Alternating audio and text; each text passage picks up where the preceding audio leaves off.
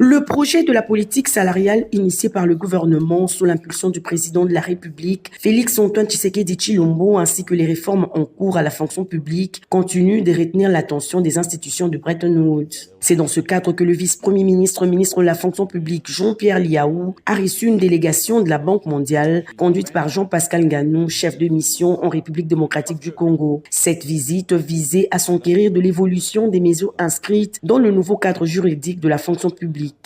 Nous sommes là dans le cadre des missions de l'appui budgétaire de la Banque mondiale avec le gouvernement.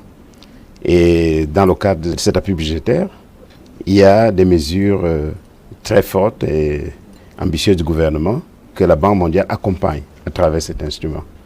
C'est notamment les mesures du recrutement compétitif des fonctionnaires dans le régime général, mais aussi dans le régime sectoriel, mais aussi la question de la nouvelle politique salariale.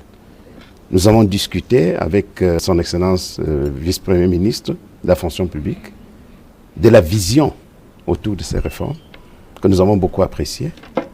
Et nous sommes heureux de constater qu'il y a beaucoup de progrès. Déjà, il y a une nouvelle politique salariale, un projet qui a été préparé. Et pour parachever, c'était aussi de voir l'état d'avancement de la mise en œuvre de la déclaration du patrimoine des fonctionnaires et agents de l'État.